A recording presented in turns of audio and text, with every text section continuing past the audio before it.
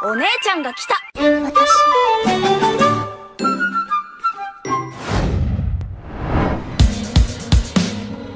Halo, apa kabar semuanya? Bagaimana pendapat kalian dengan episode 31 ini? Lagi dan lagi kita disuguhkan dengan berbagai scene original, membuat kita semua pun terus menanti episode-episode yang akan datang. Dan menurutku episode kali ini sangat luar biasa. Di dalamnya terdapat banyak elemen-elemen lama yang sudah kita rindukan, mau itu tentang rivalitas para ilmuwan jenius, hadirnya para anggota kelompok Vizord, ataupun tentang adanya berbagai scene komedi yang sudah lama tidak kita rasakan. Semua elemen-elemen ini tentu mengundang rasa nostalgia bagi kita para penggemar, terutama adanya adegan komedi yang memang biasanya sering dihilangkan selama project anime Bleach ini berjalan. Terlebih episode ini pun semakin seru dengan adanya aksi dari sosok yang telah lama kita tunggu-tunggu. Siapa lagi kalau bukan beliau si pesatir handal Sosuke Aizen dengan Hado 90 Kurohitsugi-nya yang membuat kita semua begitu terpukau. So, teman-teman, untuk mengetahui apa saja yang terjadi di dalam episode 31, mari langsung saja kita masuk ke dalam breakdown anime Bleach Arc Thousand Year Blood War.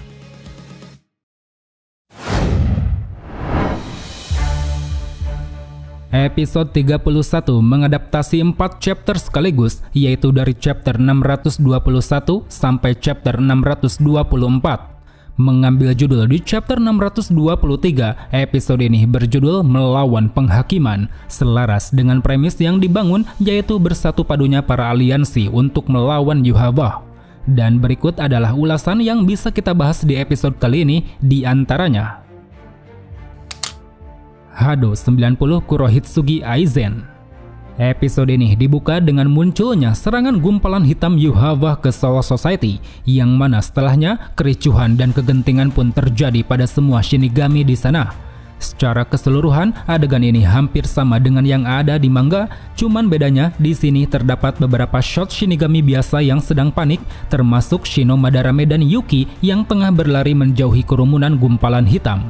Selain daripada itu, semua adegan yang dimunculkan tetap sama, seperti Soifon yang keluar dari lab untuk membasmi gumpalan hitam dengan bangkai Jaku Raikoben, Hikaku Yumichika dan Hisagi yang melepaskan shikainya masing-masing, Kuchiki Byakuya yang juga menggunakan shikai Senbon Zakura, gumpalan hitam yang ternyata mampu menahan serangan para Shinigami, dan juga munculnya Sosuke Aizen yang berhasil melenyapkan sebagian gumpalan hitam dengan reatsunya. Terlepas dari kesamaannya dengan manga, scene awal ini menurutku sangat bagus. Di sini kita bisa lebih merasakan emosional yang dibangun, terutama situasi genting yang dialami oleh para Shinigami biasa.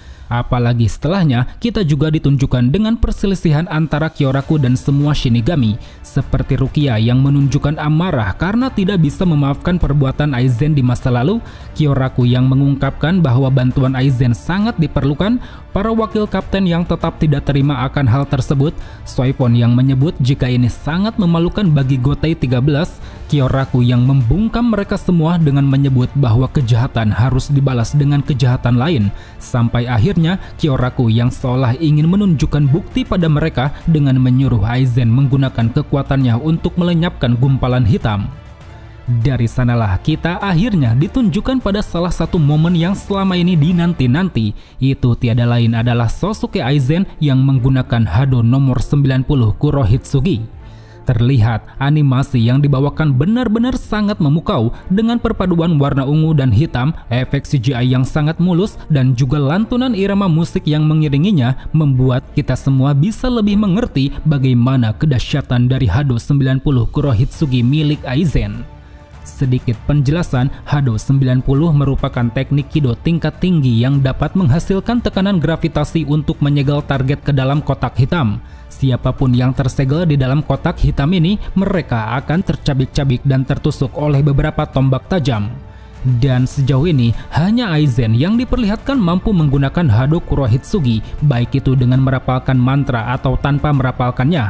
Bahkan Aizen sendiri mengklaim jika dia menggunakan Hado Kurohitsugi dengan merapalkan mantra, maka dirinya akan bisa mendistorsi ruang dan waktu. Setelah Aizen menggunakan H290 ini, semua gumpalan hitam yang ada di sekitar seketika musnah, yang mana setelahnya adegan pun selaras dengan manga, baik itu Byakuya yang menyebut bahwa tindakan Kyoraku adalah penghinaan bagi Gotei 13, Kyoraku yang menjawab bahwa Byakuya bisa melakukan apapun padanya setelah peperangan berakhir, Urahara yang tidak menyangka kekuatan Aizen bisa meningkat meski terkurung di dalam Muken, Aizen yang memuji teknologi kursi tahanan yang sedang digunakannya, Aizen yang mencoba menembakkan Reiatsunya ke istana meski berujung gagal, munculnya Mayuri yang langsung mengungkapkan bahwa Reiatsu Aizen berada di bawah batas kendalinya, dan terakhir Aizen yang menantang Mayuri untuk membuktikan mana yang lebih hebat antara kekuatannya atau teknologi Mayuri. Nah, inilah yang aku maksud. Scene ini sangat membuatku terkesan dengan adanya rivalitas dari para ilmuwan jenius. Entah itu Urahara dengan kejeniusan dalam hal rencana, Aizen dengan kejeniusan dalam hal Reiatsu, maupun Mayuri dengan kejeniusan dalam hal teknologi. Kenapa Ukitake belum tumbang? Sebenarnya di awal episode ini terdapat dua panel manga yang menurutku cukup penting dihilangkan. Pertama yaitu panel yang menunjukkan Ukitake tumbang di hadapan anggota divisinya, dan kedua yaitu panel yang menunjukkan Yugram tengah menjelaskan tentang gumpalan hitam Soul King. Kita bahas dulu untuk panel pertama. Di sini kita semua tentu merasa heran kenapa di dalam manga Ukitake langsung tumbang tapi di animenya tidak. Bahkan di sini dia masih bisa bertahan di saat Yuhava tengah menyerap Soul King secara penuh. Hal itu semata-mata didasarkan pada ritual Kamikake, yang mana ritual ini membuat tubuh Ukitake telah menyatu dengan Mimihagi. Jadi dengan begitu, jika Mimihagi mati maka Ukitake juga akan ikut mati.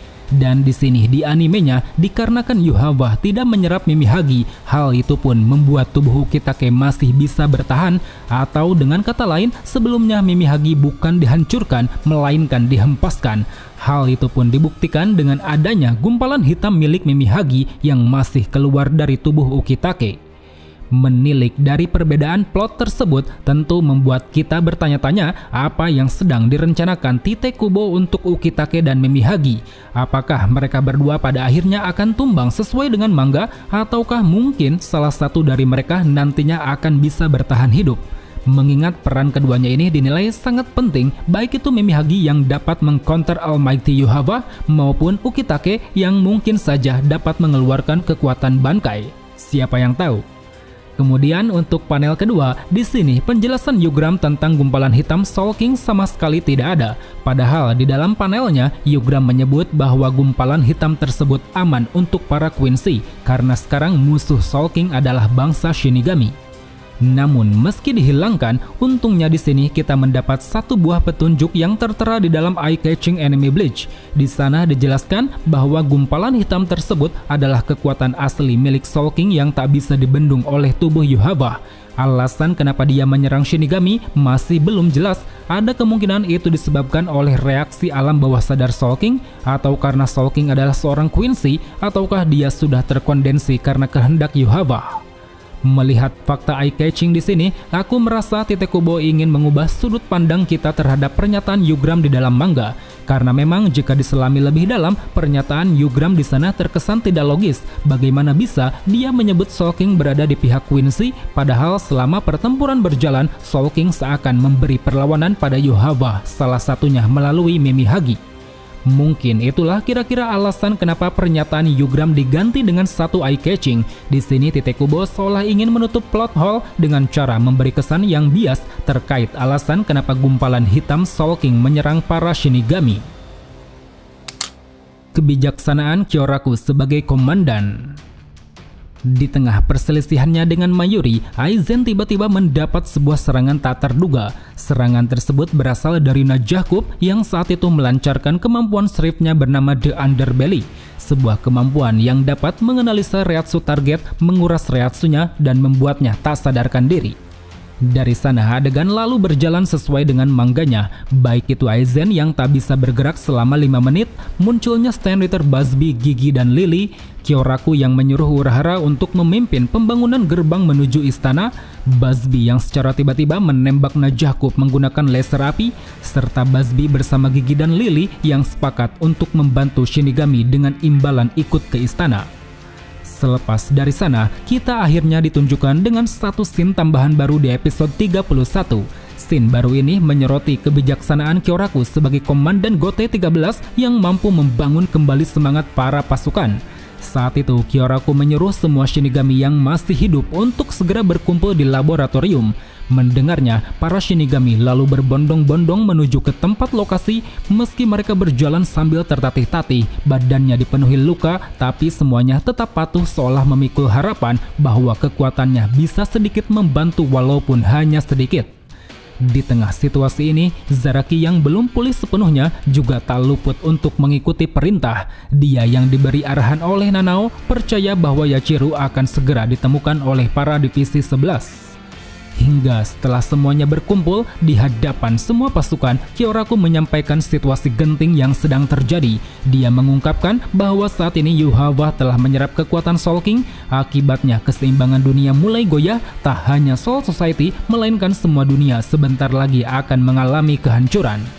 Oleh karena itu, Kyoraku menyuruh mereka semua untuk menghentikan Yuhawa dengan segala cara, tanpa mempedulikan kehormatan, tanpa mempedulikan nyawa, dan tanpa mempedulikan dendam masa lalu. Kini yang perlu mereka lakukan hanyalah bertarung atas nama pasukan Gotei 13. Pidato dari Kyoraku tersebut kemudian disambung oleh Urahara. Di sana Urahara menyampaikan tujuannya untuk menciptakan gerbang menuju istana, dan hal itu bisa dilakukan dengan menggunakan Reiatsu yang sangat besar. Scene baru yang dimunculkan di sini menurutku sangat berkesan. Di samping kita bisa lebih mengetahui bagaimana cara Kyoraku memimpin di hadapan pasukan, di sini kita juga bisa mengetahui keadaan para Shinigami lain seperti Zenosuke Kurumadani, kursi ke-10 divisi 13, Shino Madarame dan Yuki selaku anggota divisi 13, Mashiro Kuna selaku wakil kapten super divisi 9, Sentaro dan Kione kursi ketiga divisi 13, Makizo Aramaki selaku anggota divisi 11, dan juga Yashochika Imura kursi ketiga di divisi 4. Selain itu, di sini juga terdapat satu scene manga yang sebelumnya tidak dimunculkan. Scene ini sebenarnya ada di chapter 614, menyoroti kedatangan kelompok Vizord yang membawa zat distorsi yang mirip seperti air. Adegan tersebut menurutku sangat diperlukan karena memang di dalamnya terdapat banyak hal yang bisa kita nikmati, seperti komedi antara Hiyori dan Shinji Hirako, penjelasan terkait zat sumber daya yang tercipta dari distorsi dunia manusia, Dangai dan Soul Society, serta Urahara yang menyuruh kelompok Vizord untuk segera mengenakan Shihakusho Shinigami. Hingga tak lama dari sana, para Shinigami bersorak-sorai seakan menunjukkan rasa kagum pada Kyoraku, yang mana setelahnya adegan pun hampir selaras dengan manga, seperti Kyoraku yang kembali berbincang dengan Aizen, mulai diciptakannya gerbang menuju istana, Aizen yang merasa jengkel melihat Quincy dan Shinigami beraliansi, sampai akhirnya Aizen yang masih menunjukkan rasa kesal pada Ichigo karena Ichigo yang dulu menghentikannya kini berada di istana Soul King. Kemunculan Grimmjow Jiger Jaguars.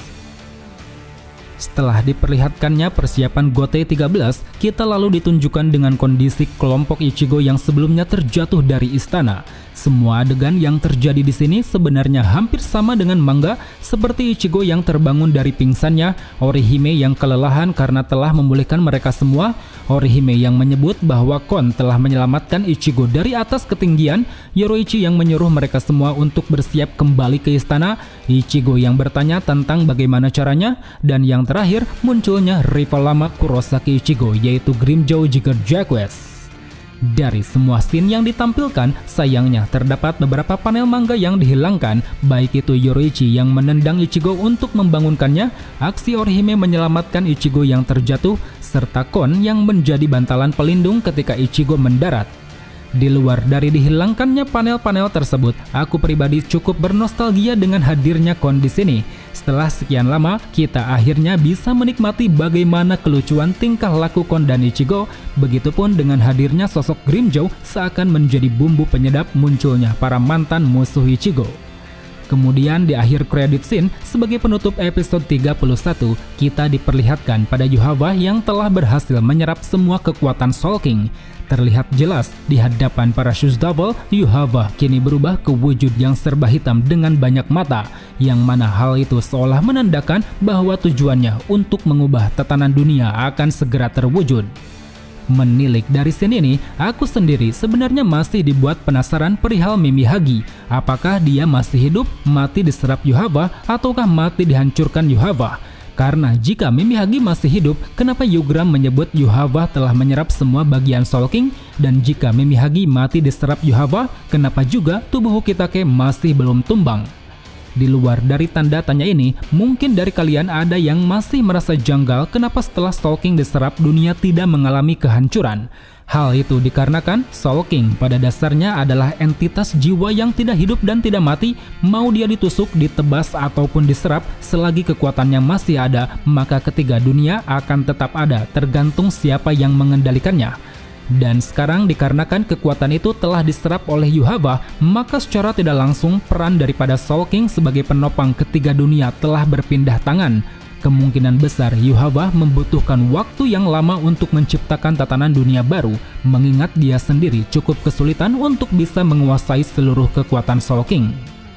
Well, teman-teman, mungkin cukup sampai di sini saja untuk ulasan breakdown kali ini. Jika ada yang salah atau ada yang ingin kalian tambahkan, silahkan tulis di kolom komentar. So, sampai jumpa di video selanjutnya. Salam Bleach Lovers.